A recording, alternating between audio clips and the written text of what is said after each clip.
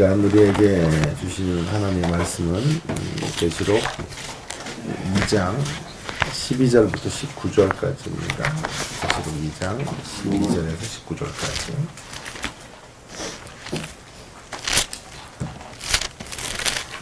계시록 2장 12절부터 17절까지네. 17절. 잘못했습니다. 2장 12절에서 17절까지입니다.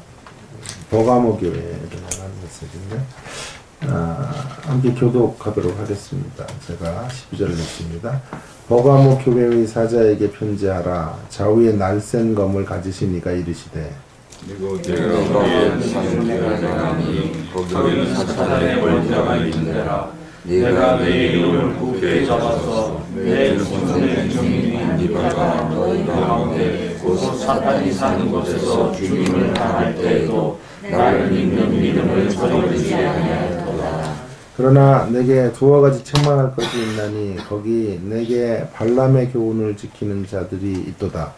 발람이 발락을 가리켜 이스라엘 자손 앞에 걸림돌을 놓아 우상의 제물을 먹게 하였고 또 행음하게 하였느니라. 이와 같이 내게도 디볼라당의 교훈을 지키는 자들이 있도다. 그러므로 회개하라. 그리하지 아니하면 내가 내게 속히 가서 내 입의 검으로 그들과 싸우리라. 이기는 자는 성령이 교회들에게 하시는 말씀을 들을지어다. 이기는 그에게는 내가 감추었던 만나를 주고 또 흰 돌을 줄 터인데 그 돌 위에 새 이름을 기록한 것이 있나니 받는 자 밖에는 그 이름을 알 사람이 없느니라. 아멘. 예. 오늘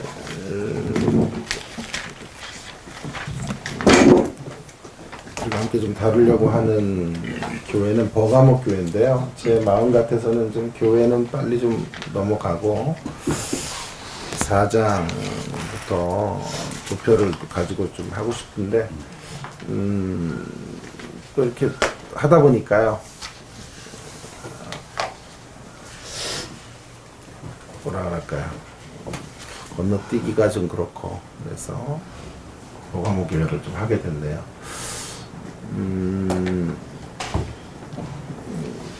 우리의 상황을 아시는 주님이라는 제목으로 버가모 교회를 향한 메시지를 함께 좀 나누어 보려고 하는데요.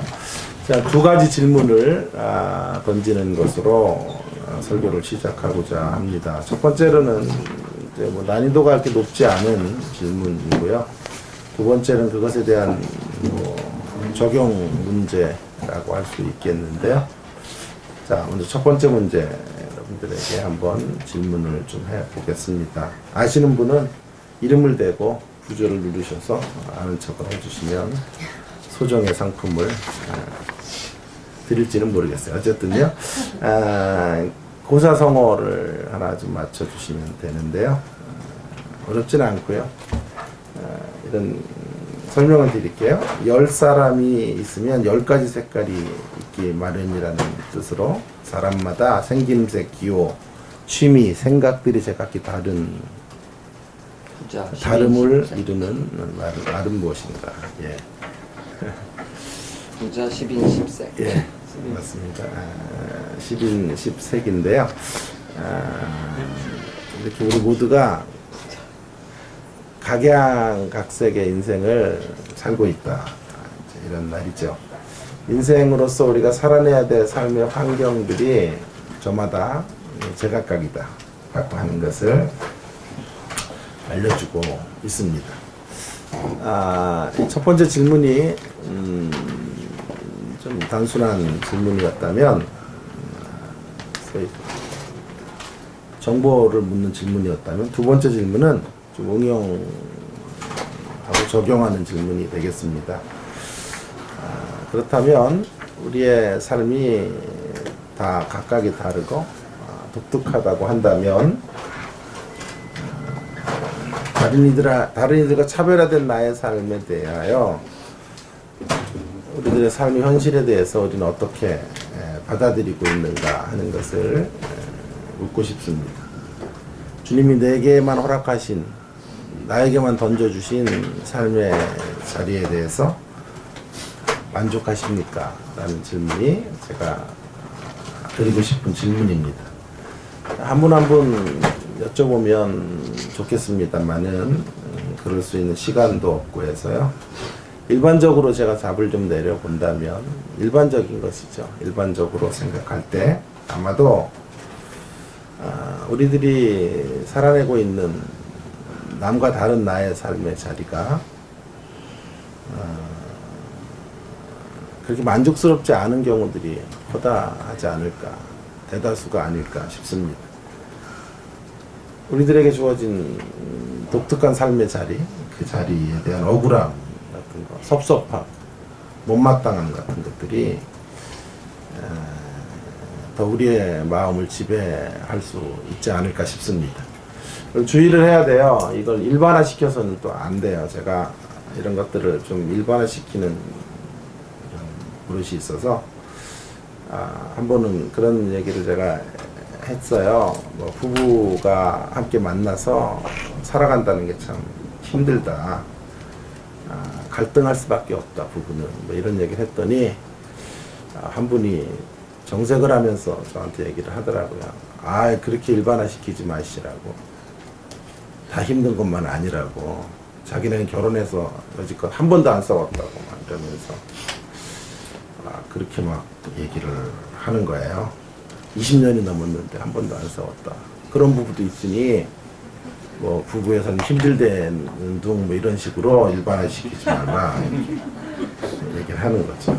그래서 제가 정말 기도를 세게 했어요. 그래서 회개 기도를 한 게 아니라 저 부부도 좀 싸우게 하셔서 저 교만을 좀 꺾어주십시오 하나님. 제가 그런 기도를 드린 적이 있는데, 자 오늘 이 버가목 교회를 한번 좀 우리가 좀 생각해 보려고 해요. 이 버가목 교회는 그들에게 주어진 상황이 매우 달랐죠. 10인 10색. 그러니까 이들의 교회의 상황이 독특했어요. 누구도 똑같은 모습의 삶을 살지 않듯 일곱 교회도 다 각양의 모습을 가지고 이제 신앙생활을 하고 주님을 섬기는데요.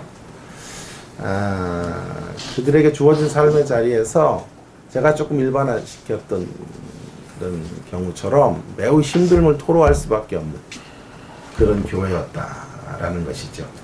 그 버가목 교회 특수한 상황을 좀 한번 생각해 본다면, 여러분 버가목 교회는 일곱 교회 중에서도 그 황제 숭배를 가장 강력하게 요구받았던 교회일 가능성이 높아요. 왜냐하면 로마 제국의 아시아주, 그러니까 아시아 지역의 행정 수도로 자리매김을 했던 지역이 버가모 지역이에요. 그래서 이곳에 온갖 신전들이 다 있었어요. 그 말은 황제 숭배의 일본지라는 말이죠. 어쩌면 여기서부터 이제 황제 숭배의 모든 어떤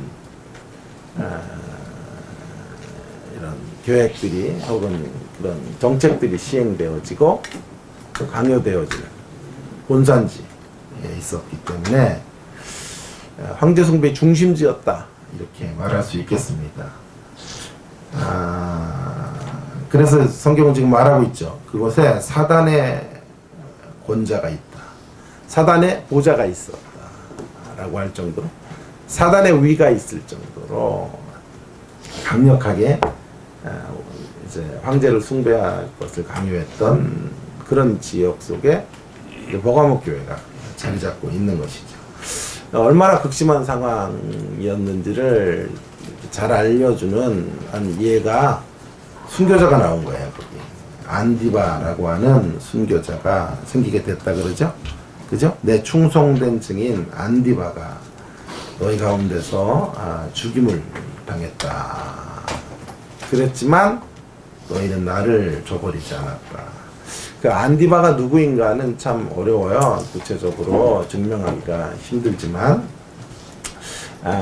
마치 일제시대 주기철 목사님처럼, 물론 꼭 이 한 사람만 순교를 당하지는 않았겠지만 그 순교당한 이의 대표격으로 안디바라는 이를 거명하시면서 주님이 매우 고마워하시고 계시고 감격하시는 말씀을 우리에게 적어 놓으셨어요. 그러니까 이런 정황을 통해서 황제숭배의 1번지인데다가 순교자들이 나오게 된 허다한 순교자들이 나왔다고 하면 우리는 많은 것들을 추측할 수 있겠죠. 극심한 어려움을 만난 교회. 그럼 이 교회를 다시 한번 우리 개개인에게 좀 대입을 해본다면 우리의 삶이 이럴 수 있다는 거죠. 버가모와 같은 현실을 직면할 수 있겠다. 이런 현실을 직면한 인생의 어떤 절규는 이런 것이죠. 왜 하나님 나에게만 이렇게 힘든 현실을 주시는가 하는 불만이 터져 나올 수밖에 없어요. 다른 이들은 다 행복해 보이고 다 좋은 부모님을 만나서 사는 것 같고 좋은 가정을 이루고 꽤 똑똑한 자녀들과 이렇게 함께 사는 것 같은데 유독 내가 걸어온 인생만 나에게 주어진 부여된 인생의 걸음만 이렇게 힘들고 어렵고 고비고비를 넘어가야 하는 그런 인생이 왜 허락됐을까? 마치 버가모 교회와 같은 삶을 난 왜 살아야 되는가 하는 그런 어떤 나의 인생에 대하여 나의 삶에 대한 하나님의 인도하심에 대해서 납득이 잘 되지 않을 경우들이 있을 거예요. 자, 오늘 이 문제에 대하여 좀 한번 생각을 해보려고 하는데요. 주목해야 될 것은 그런 교회를 향해 신자들을 향해 성경이 이렇게 말하고 있다. 우리 주님을 소개하는 13절에 보면 이렇게 말씀해요. 주님이 아신다. 이 구절에 제가 꽂혔어요. 내가 어디에 사는지를 내가 안다. 내가 어디에 사는지를 안다. 뭐 제가 계시록 한 300여 차례 넘게 집회도 하고 부흥회도 하고 수없이 읽었는데 다시 여기에 꽂혀가지고 밤을 샜어요. 하얀 밤을 새우고 이 구절을 좀 하나님 열어주세요. 이런 기도를 드리면서 몸부림을 쳤는데 되게 의미심장한 구절이에요. 네가 어디에서 사는지를 내가 안다. 여러분 이 요한계시록 7교회를 향한 메시지의 한 공통점 중에 하나는 후렴구 중에 하나가 이기는 자는 이런 구절이 들어가는 것과 함께 또 한 가지가 있는데 안다 라는 표현을 7차례 쓰고 계시다는 거예요. 2장 2절에 한번 찾아봅시다. 2장 2절에 보면 내가 내 행위와 수고 인내를 알고 거기에 안다 라는 단어가 있죠. 에베소 교회를 향해서 아시는 이야기. 2장 9절에 보시면 내가 소모나 교회를 향해 내 궁핍과 환난을 알거니와 안다. 2장 13절에 우리가 읽었던 것처럼 지금 내가 어디에서 사는지를 내가 아노니.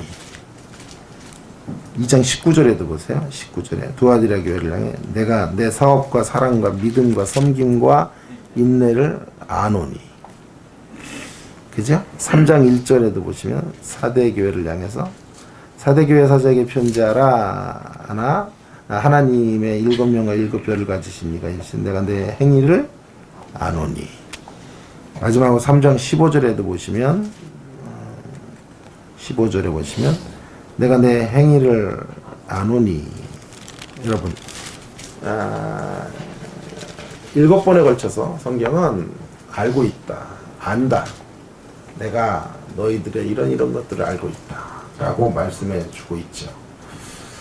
그만큼 7번 반복하고 있다는 말은 그만큼 중요하다는 뜻이에요. 이 부분은 분명히 다른 건 다 놓쳐도 이 부분만은 확실하게 붙잡아야 된다 라고 하는 것을 권면하고 있는 거죠. 주님이 알고 계십니다. 무엇을요? 무엇을 알고 있다는 거예요? 무엇을 강조하고 있는 거예요? 무엇을 강조하고 있는 거죠? 주님이 모르시는 가운데 우리의 운명이 펼쳐지는 경우는 없답니다. 주님의 계획 밖에서 저와 여러분의 인생이 펼쳐지는 경우는 없을 거다. 내가 알고 있다 라고 말씀하는 거죠. 우리의 상황을 소상히 하나님께서 바라보고 계신, 헤아리고 계신, 라고 하는 사실을 알려주는 거죠. 불꽃 같은 눈으로 내가 각양의 모습으로 살아가는 인생, 다 달라요. 인생의 모습이 여러분의 외모가 다 다른 것처럼, 우리들의 기질이 다른 것처럼 우리의 인생의 걸음도 다 다양한 빛깔로 이제 펼쳐질 수밖에 없는데요. 중요한 것은 어떤 인생길을 걷든지 간에 한 가지는 기억해야 된다는 거예요. 하나님이 우리의 인생의 걸음을 알고 계신다 라고 하는 거죠.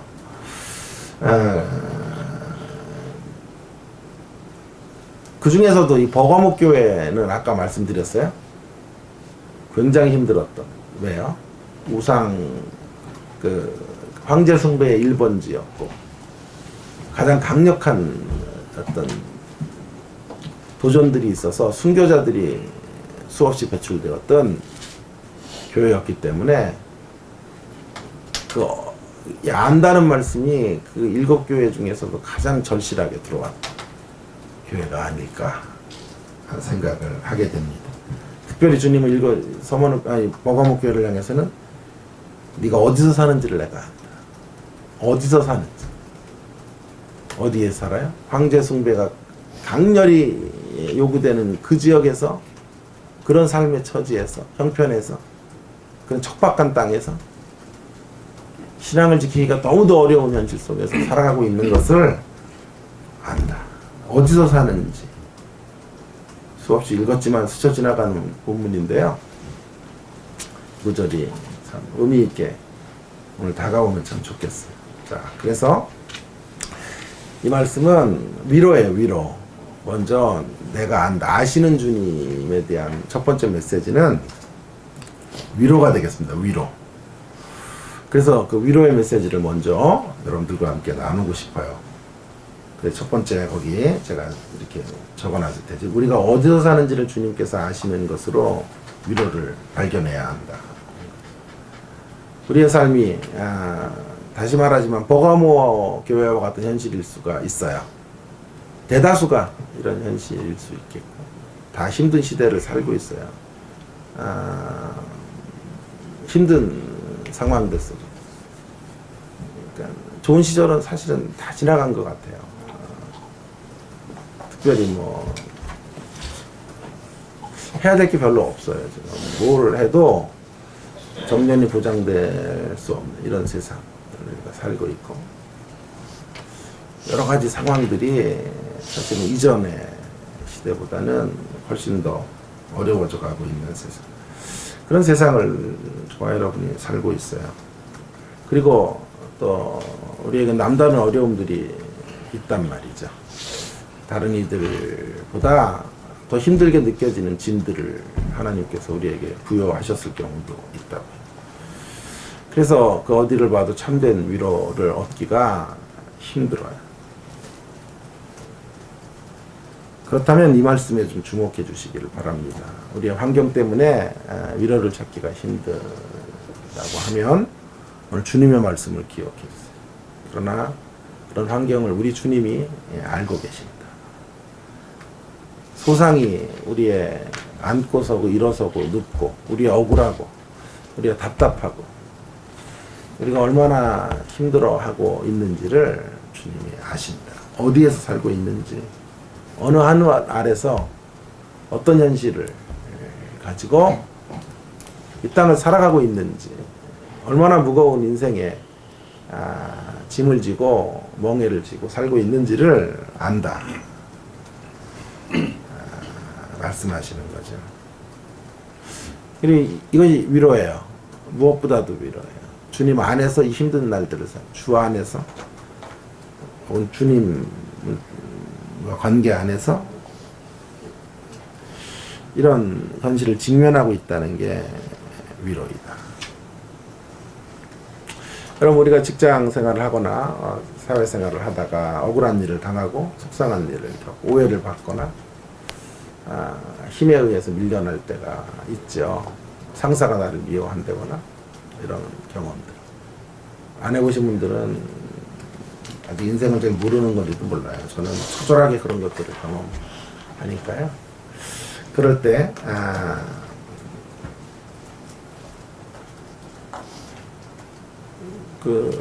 직접 상사가 나를 미워하고 그럼 불안하죠. 되게 막 저 사람의 손에 의해 내가 잘리는 게 아닌가.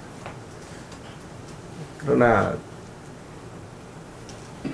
정말 학교로 말하면 설립자 혹은 회사로 말하면 CEO가 나의 억울함을 알고 있으면 중간 간부가 나를 미워해도 그의 손에 의해서 불이한 어떤 어려움을 당하지는 않을 거란 말이에요.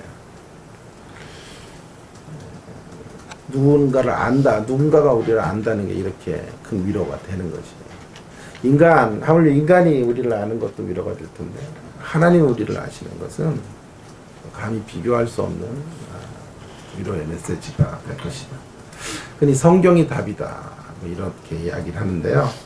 실상 성경은 우리가 알고 싶은 모든 것에 답을 주지는 않아요. 우리가 알고 싶은 정말 소중한 필요를 성경은 너무나 간단하게 스킵해버려요. 예를 들어서 왜 하나님 저에게는 이렇게 독특한 삶을 허락하셨습니까? 왜 저에게는 이런 오늘 버가모교회 같은 현실들을 저에게는 주셨습니까? 라고 물으시면 성경은 사실은 그 대목에서 그 근원적인 이유에 대해서 답하지 않아요. 대신에 성경은 우리에게 꼭 필요하다고 판단되는 것을 답해 주시는데, 그것이 뭐냐 하면 우리가 처해 있는 그런 독특하고 특별하고 10세기의 삶의 자리들을 속에서 우리가 처해 있을 때 주님이 누구이신지를 답해줘요. 주님이 누구이십니까? 우리의 처지를, 우리가 어디서 사는지를 아시는 분이십니다. 어떤 시대를 살고 있는지를 아십니다. 어떤 아내와 어떤 남편과 사는지를 아십니다. 어떤 경제적인 어려움 속에 사는지를 아십니다.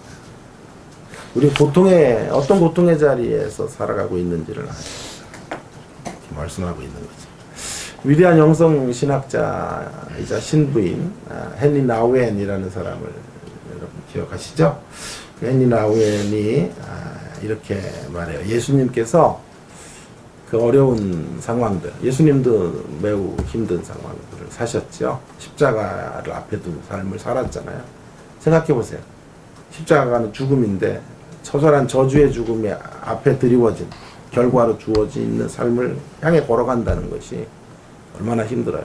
앞에 희망이 주어져 있다 이러면 갈 수 있지만 앞에 십자가가 있는데 그것을 인지하신 채 33년을 사신다는 것은 참으로 고단한 일이고 힘든 일이고 고달픈 일임에도 불구하고 그 녹록지 않은 사명의 걸음을 완성하셨던 이유가 뭐냐, 그 원인이 어디 있었는가를 헨리 나우엔은 독특하게 이렇게 설명해요. 마태복음 3장 17절의 음성이 들려졌기 때문이다.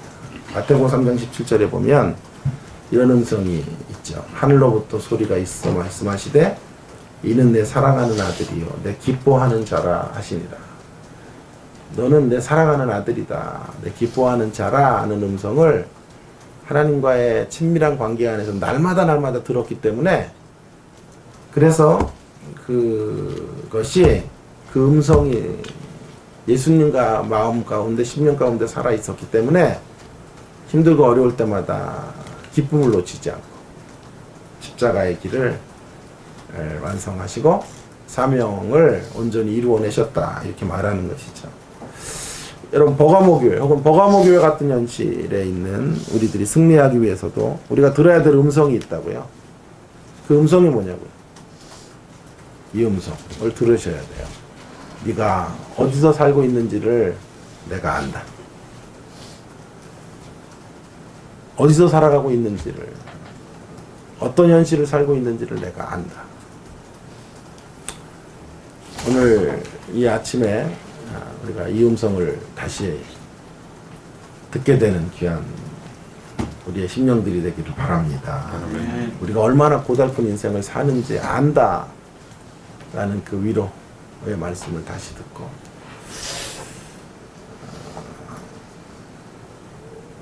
우리의 심령들이 주님의 주시는 평안 가운데 충만해지는 다시 회복되어지는 귀한 시간이 되기를 바랍니다. 자, 두 번째 교훈을 좀 생각하려고 그러는데요. 전환, 좀 이제 두 번째 생각을 위해서는요, 전환이 좀 필요한데, 생각의 전환은, 더 깊이 좀 한번 들어가 보겠습니다. 주님이 아신다라는 것에 대해서 더 깊은 생각을 해보려고 그러는데요.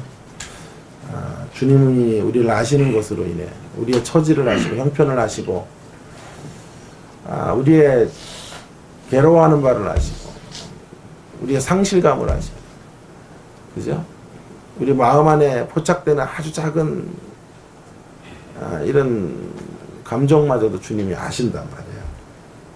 그게 얼마나 위로가 되느냐 하는 걸 제가 말씀드렸어요. 주님이 아시기 때문에 우리는 그 위로를 붙잡고 살아갈 수 있다라는 말씀을 드렸는데, 그런데요, 그 위로가요, 조금 더 깊이 들어가 보면 그 위로가 우리가 힘있게 세상을 살아가지 못하는 면죄부가 되거나 변명이 될 수는 없다라는 것을 좀 생각하려고 그래요. 주님이 우리를 아시는 것, 그것을 위로로 삼는 것이 값싼 위로가 되면 안 된다. 값싼 위로. 제가 오늘 말씀드리고 싶은 건 값진 위로가 돼야 된다. 값싼 위로가 아닌 값진 위로가 돼야 돼. 그러면 값진 위로란 어떤 값비싼 위로인데요. 값비싼 위로는 어떤 것인가? 그래서 두 번째 이제 교훈이 이거예요. 주님이 아시는 것으로 값진 위로의 자리로 우리가 나가야 되는데요. 여러분 보세요. 성경이 그저 얼마나 힘드니, 얼마나 어렵니, 얼마나 고달프니, 내가 알잖아. 내가 다 알고 있어.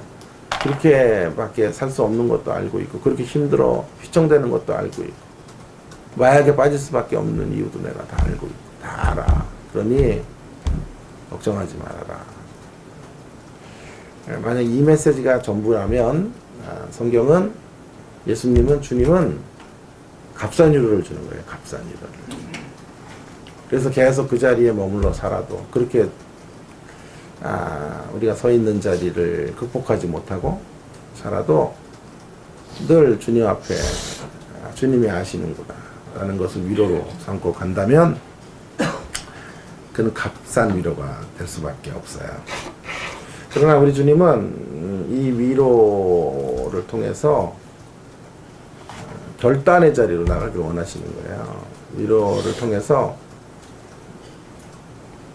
강력한 주님의 뜻을 펼쳐가는 자리로 가기를 원하시는 거예요. 감상적인 위로에 젖어서 살아가는, 그리고 때때로 넘어지고 쓰러지고 주저앉는 것들을 주식으로 삼으면서도 주님이 나를 아시지 뭐 이렇게 변명하고, 주님이 아시는 것으로 위안 삼고, 이런 측면으로 위안을 주는 게 아니에요. 실패와 좌절을 정당화시킬 수는 없어요. 주님의 위로가 있다는 것이. 늘 현실 앞에 무너지고 또 무너지면서도 맨날 찬송을 아시지요, 아시지요. 나는 푸념을 연발하도록 그렇게 허락해주는 이런 기독교 신앙은 없어요. 보네퍼라는 사람이 말한 것처럼 우리는 값진 희생을 치르는 기독교죠. 값싼 은혜의 종교가 아니고 값진 은혜.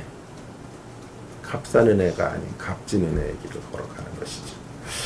흔히 부모들은요, 이제 아이들 중에 그렇게 좀 어린 시절에 사경을 헤맸다든지 아니면 매우 큰 상처의 어떤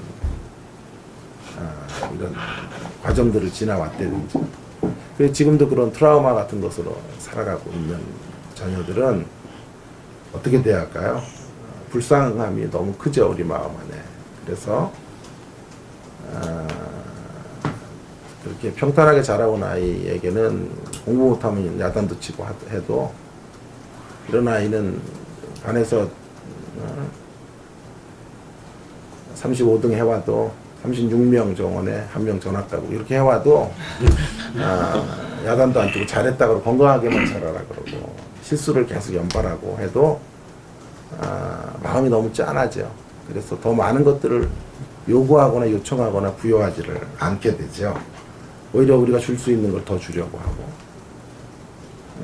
그렇게 이제 가는 것이 부모의 마음일 텐데요. 그래서 인격적인 엇나감이 있는데도 감싸 안으려고 하죠. 이제 조카 중에 아이가 3살 때 사경을 헤맸는데 병명이 밝혀지지가 않는 거예요. 그래서 2달 안에 죽는다, 의사 선생님이 얘기를 한 거예요. 그러니까 처형이 뭐 완전히 정신이 완전히 나갔죠. 그래서 병명을 밝히라고 막 병원들을 돌아다니면서 화장실에 변을 막 이렇게 퍼다가 너무 다급하니까 손에 들고 병원에 가가지고 이거 좀 검사 좀 해달라고 난리가 났는데요. 극적으로 살았어요, 아이가. 네, 지금 이제 대학을 들어가서 공무원 시험을 준비하고 있는데요. 근데 딸이 둘인데 이 아이, 둘째 아이는 모든 게 다 면제예요. 모든 게 다 야단이 없어요. 모든 걸 다 프리패스. 공부를 못해도 되고. 그런데 그래가지고 이제 둘이 싸움이 생기면 무조건 언니가 혼나는 거예요. 이 동생은 약한데 네가 왜 그렇게. 동생은 죽었다 살았는데 네가 왜. 그래가지고 언니가 못된 언니가 되는 거죠. 그리고 이제 미국에 제가 공부할 때 왔는데요. 잠깐 1년을 와서 살았는데 내가 관찰해보니까 이 둘째가 얘가 못된 시비는 항상 얘가 거는데 엄마한테 혼나는 건 첫째야, 항상. 그러니까 첫째가 너무 화가 나겠더라. 엄마는 잘못 알고 있는 거예요. 둘째에 대한 그런 어떤 불쌍함이 너무 크니까 그렇게 살아주는 것만 해도 기특한 애를 네가 괴롭힌다 이렇게 된 거잖아요. 이게 저 설명이 안 되네. 자, 그래서 어쨌든 사경을 헤매고 있는 그러다가 살아난 그것만으로도 감사하니까 더 요청을 하지 않는 거예요. 그래서 어떤 문제들이 생기면 모든 문제의 원인은 저 못된 언니가 돼버려. 그래서 되게 그 언니가 억울해하는 이런 모습들을 제가 보면서 정직한 얘기, 둘째가 얼마나 못됐는지 이런 걸 제가 얘기를 해드리고 했어요. 그래도 제 말을 믿질 않더라고요. 자, 어쨌든 그러나 우리 주님은 우리를 그렇게 다루시지 않아요. 우리 주님은 그렇게 나약한 모습으로 인생들을 다루시지 않는다. 그런 식으로만 우리를 기르신다면 그것은 분명히 주님의 자녀들을 망치는 길이 될 것을 주님이 너무나 자명하게 아세요. 그래서 우리가 어디서 사는지를 분명히 아신다고 말씀하시면서도 버가목 교회를 향한 세찬 고삐를 늦추질 않아요. 왜냐하면 그 교회는 더 성숙한 교회로 가야 되기 때문에 그래서 이제 책망이 들어와요. 이 정도 교회면 책망이 없으면 좋겠어요. 그죠? 이 정도 어려운 상황에서 이렇게 특별한 인생을 살고 있는, 그래서 뭐든지 다 프리패스로 다 괜찮아, 다 용서, 너는 뭐라든지 다 용서가 돼, 이렇게 힘든데 뭐 내가 안다, 더 타락해가도 안다라고 말씀하시면 좋을 것 같은데 그렇지 않아요. 주님은 지금 어쩌면 버가목 교회를 향한 주님의 모습이요 충돌이 돼, 모순적이에요. 또 한 가지 모습. 자, 보세요. 주님은 지금 어떤 모습으로 나타났냐 하면 내가 아시는 분, 그들이 어디서 사는지를 아시는 분으로 나타났죠. 근데 동시에 아시는 분만이 아니라 우리 주님은 12절에 보세요. 좌우에 날선 검을 가지고 그것과 싸우시겠다는 주님의 모습으로 나타나고 있는 거예요. 뭔가 이게 심상치가 않아요. 분위기 자체가. 주님의 등장 자체의 모습이 심상치가 않아요. 좌우에 예리한 날선 검을 가지신 분이 심판을 하시겠다는 뜻인데요. 아신다면 공감해 준다는 뜻이거든요. 불쌍히 여겨 준다는 뜻이거든요. 그러니까 모든 것들에 다 면죄부를 주셔야 될 것 같은데. 그래서 어떤 경우든지 위로 일색으로 걸어가실 것 같은데. 그런데 주님은 그들의 형편을 절절히 하시고, 그들이 갖고 있는 삶의 자리가 어떤 자리인지를 너무도 소상히 아심에도 불구하고 그들의 상황을 100% 공감하심에도 불구하고 그들의 실패에 대하여 그들이 가지고 있는 신앙적 궤도 이탈에 대해서는 가혹하리만큼 무시무시한 심판의 메시지를 던지고 있는 거죠. 14절에 보세요. 14절이 나오는 거예요. 그래서 그러나 내게 두어 가지 책망할 것이 있나니 니들이 발람의 교훈을 지켰다. 발람의 교훈을 따랐다. 라고 말하는 것을 보면요. 여기 안에 이런 구절이 있어요. 근데 이게 내적인 대적을 못 이겼어요. 그러니까 외부적으로는 황제 숭배가 강요됐지만 내부적으로 들어와 있는 이제 발람의 교훈을 뿌리는 자들이 있다고요. 그런 자들이 내부에 있었는데 그들을 단속하지 못하고 그들에게 넘어간 거란 말이에요. 그러니까 에베소 교회랑은 반대죠. 에베소 교회는 이런 존재들을 거절할 수 있는 수준이 있었어요. 근데 이 버가목 교회는 사랑은 좀 있었는지 몰라도 그 잘못된 사랑, 엇나간 사랑으로 이렇게 잘못된 기독교 신앙을 전파하는 이런 자들, 마치 전에 민수기에 있는 발람이라는 이런 선지자, 거짓 선지자가 돈을 받고 발락이라는 이에 사주를 받아 이스라엘 백성들을 죄악으로 빠뜨렸던 것처럼 그런 존재, 그와 유사한 방불한 존재를 그들의 교훈을 따랐다 이 말이에요. 이걸 하나님께서 지금 주님께서 매우 심각하게 말씀해 주시는 거예요. 거기 내게라는 단어가 내부의 적이라는 것을 알려주는, 거기 내게, 네 안에, 너희들 안에 있는 그 대적을 못 이겼다. 그래서 외부적인 황제 숭배를 견뎌낸 거는 잘했는데 긴장이 좀 풀어졌다는 거예요. 느슨해지면서 내부에 들어와 있는 어떤 우상 숭배적 세력이나 행음케 하는 세력에 대해서 넘어지고 말았다. 라고 말을 하고, 그 우상 숭배 행음의 세력이 발람과 같은 존재라고 말하는 걸 보니까 이 발람은 돈을 받고 예언을 이렇게 파는 자거든요. 신탁을 파는 자니까 결국 여기서 말하는 이 우상 숭배는 오늘날로 번역하면, 이렇게 적용하면 어떤 물질적 가치관, 세속적 가치관의 정점에 있는 어떤 자본주의적 가치들, 이런 가치들 앞에 이제 함몰돼 버린 거예요. 그래서 세속화되어진 교회 모습들을 신랄하게 지금 비판하고 있는 거죠. 그러면서 16절에 보시면, 만일 돌이키지 않으면 내 입의 검으로 이렇게 변절한 자들, 신앙으로부터 떠난 자들, 이들의 교훈을 추종하는 자들, 발람의 교훈과 같은 교훈. 근데 그 발람의 교훈은 이꼬르 니골라당이에요. 니골라당의 교훈과 발람의 교훈은 다른 게 아니고요, 같은 거예요. 그러니까 발람, 구약 시대에 발람을 통해서 이스라엘이 타락한 것처럼 지금 버가목 교회는 발람과 같은 니골라당의 세력들, 그런 세력들에 의해서 교회가 쑥대밭이 되고 신앙의 정체성을 잃어버리고 세속화의 길을 걸어가게 되었다. 그렇게 이해하면 좋겠습니다. 그래서 만일 이런 문제들을 고치지 않으면 내가 내 입의 검으로 그들을 심판하겠다. 여러분, 검이 다시 또 나왔죠? 그죠?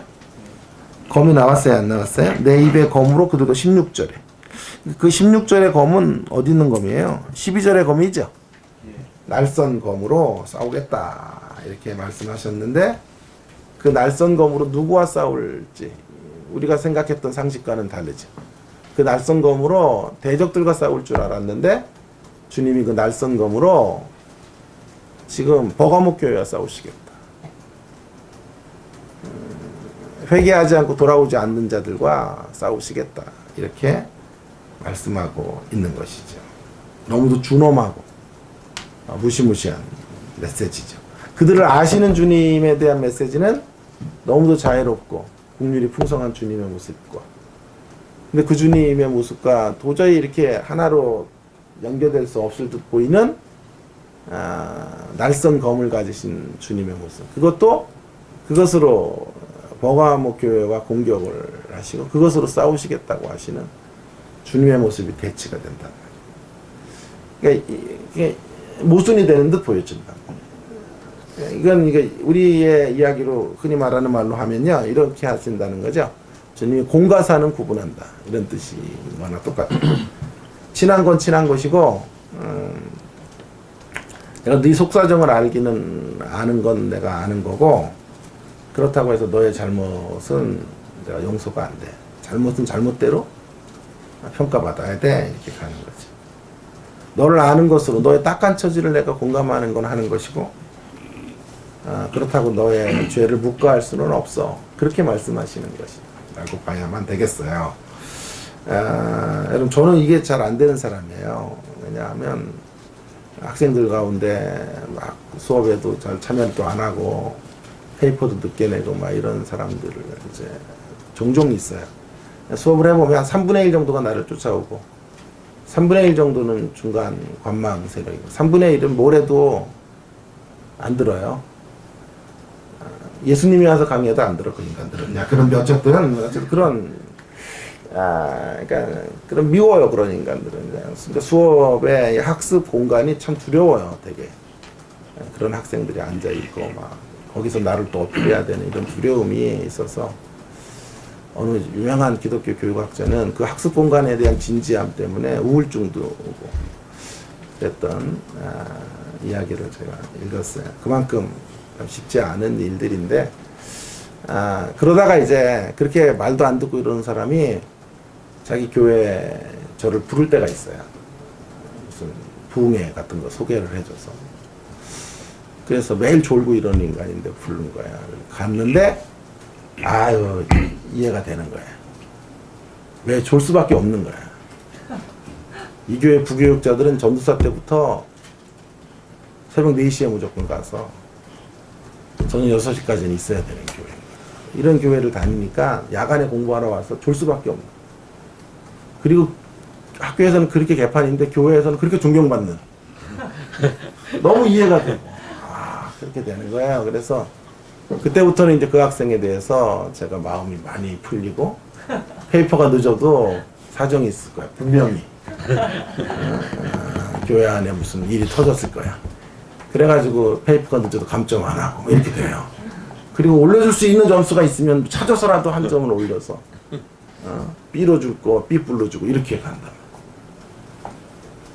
이게 적폐네 이게. 자, 어쨌든 그런데 청산을 해야 될 것 같은. 그런데 이게 참 좋은 사람이지 제가요. 여러분 아시는 것처럼 마음이 예수님 닮은 온유하고 겸손해서 좀 좋은 사람. 이게 잘 안 돼요. 저는요.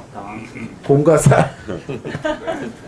공과 사를 구분하는 것이 참 어려운 일이에요.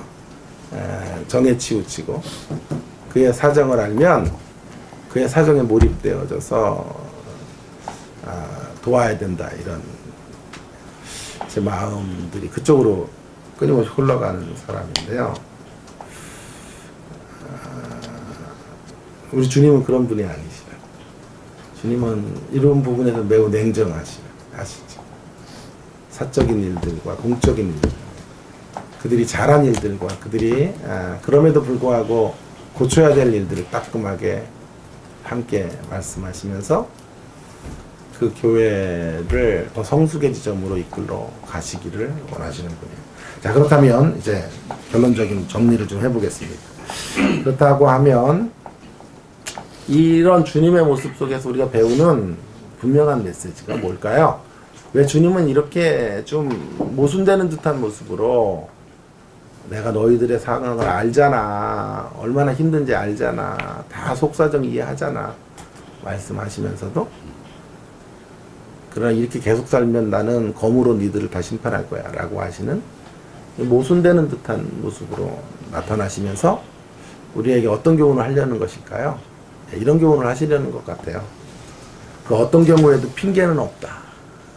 핑계는 없다. 정리해서 말해볼게요. 환경이 어두워서요, 힘들어서 피해를 당할 수는 있어도. 그러나 환경이 어두워서 피해자가 돼서는 안 된다. 는 거예요. 그게 제가 이제 하고 싶은 이야기이고, 오늘 주님이 이렇게 모순되는 듯한 이미지를 가지고 버가목 교회를 향해 말씀하시는 의도가 아닐까 싶습니다. 여러분, 환경이 어두워서 피해를 받을 수가 있어요. 우리도 모르게 던져진 삶의 자리에 피해를 받을 수가 있어요. 내가 잘 살아도 어쩔 수 없이 상대가 나를 함정에 몰아넣어서 피해를 당할 때가 있는 거라고요. 그런데요, 피해를 당할 수는 있어도 피해자가 되면 안 돼요. 이건 2번 무너지는 거거든요. 2번 찌는 거예요. 아니, 피해를 받아서요, 피해자가 되면 깊은 상처의 자리로 떨어지는 거거든요. 그러면 대다수 어디로 가는지 아세요? 피해를 받아서 피해자가 되면 떨어지는 자리가 이 자리예요. 피의자가 돼. 잘 생각해 보세요.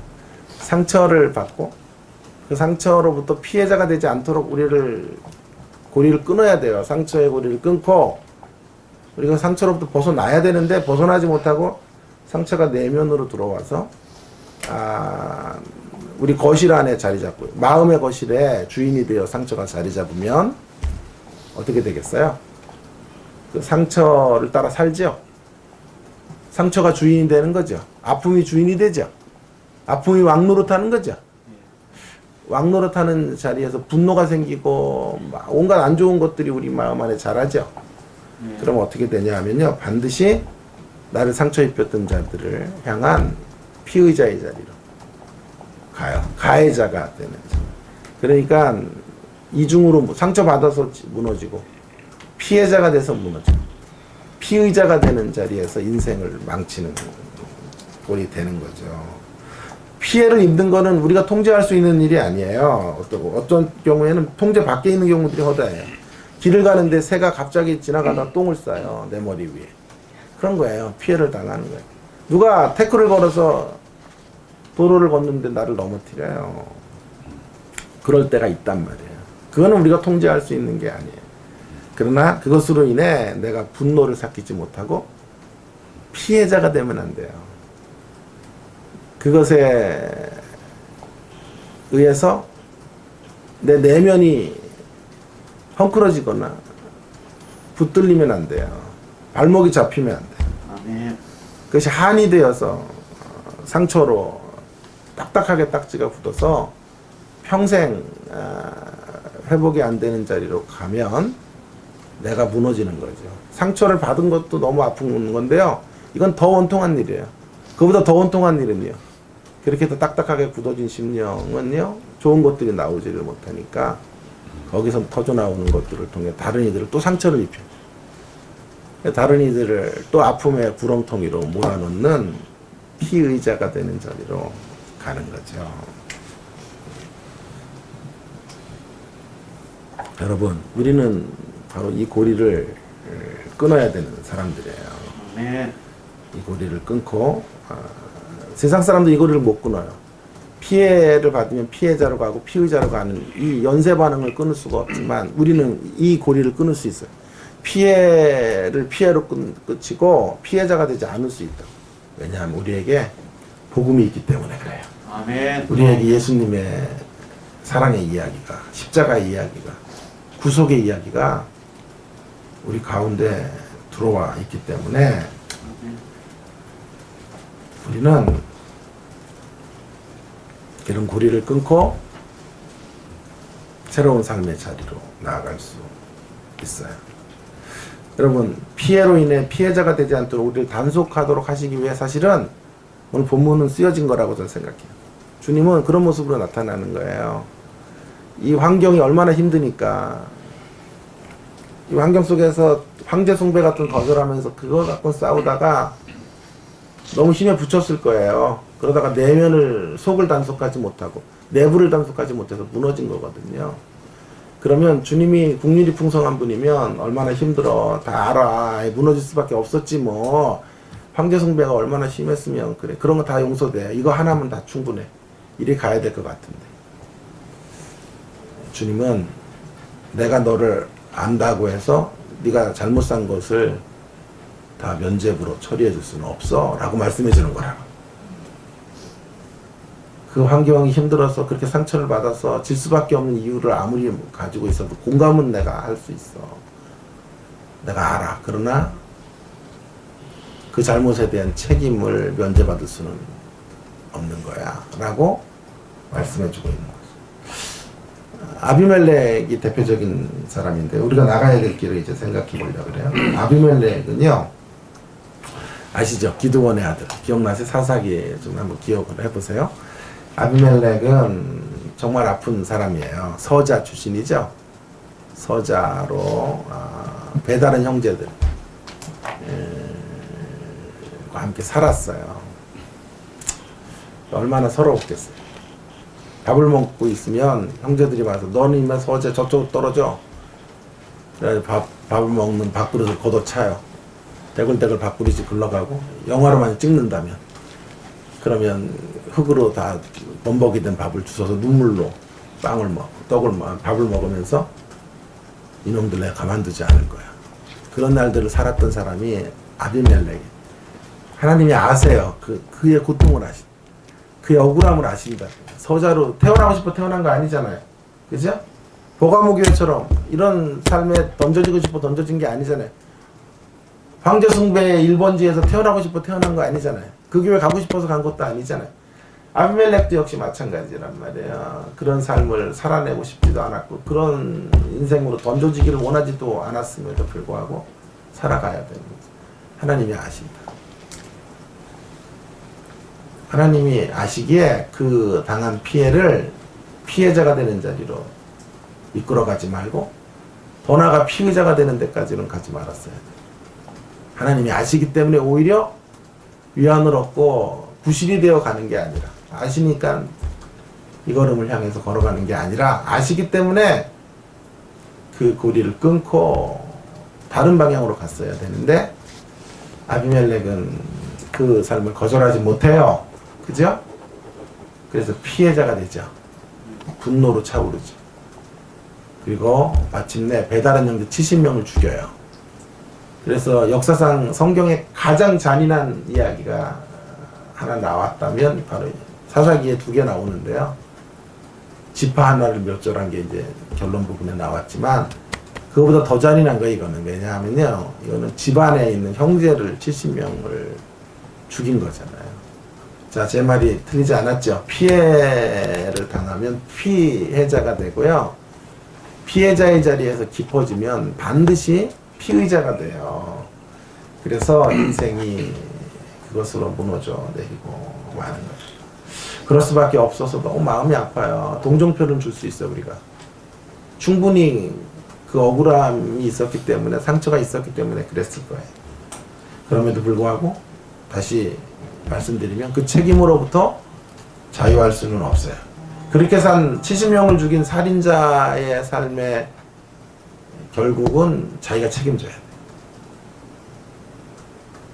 주님이 아시는 것으로 그가 얼마나 힘든 과정을 지나왔는지를 아시는 것 때문에 그 부분까지 익스큐즈가 될 수는 없다.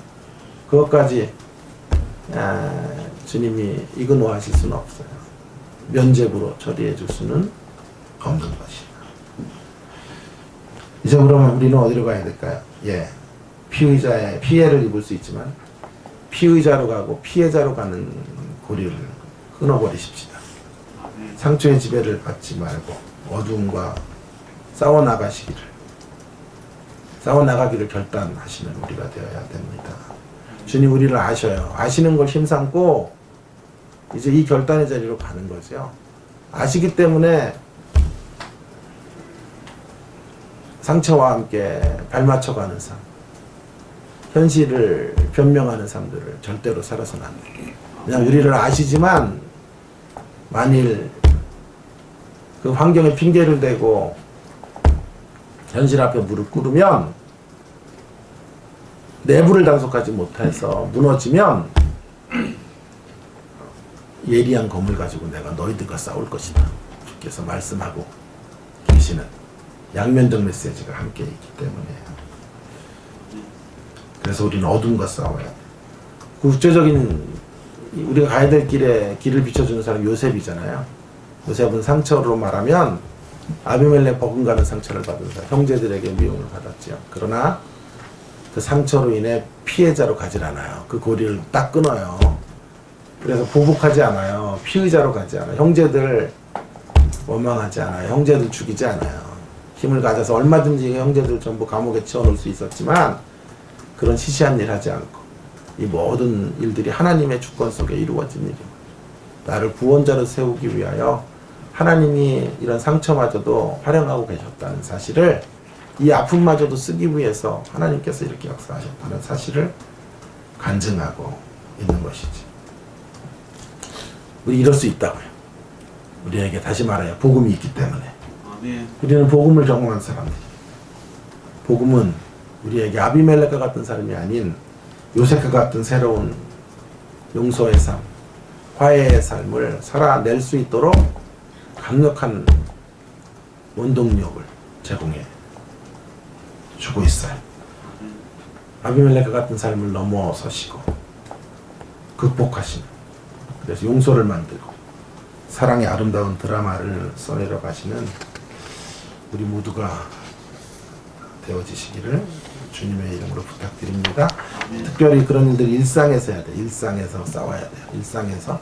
자, 이 얘기 말하고 마칠게요. 그 일상의 자리에서 검을 들고 서 계신 주님 편에 서야 돼요, 우리가.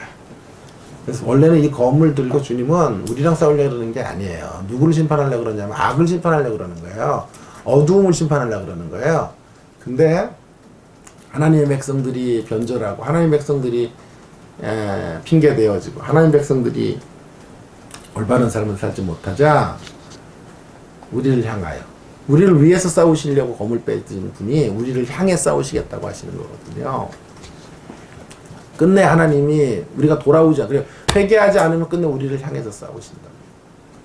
그래서 이제 우리는 일상의 자리에서부터 이제부터 하나님 편이 되어서 하나님이 칼을 뽑으시고 싸우시도록 해야 돼요.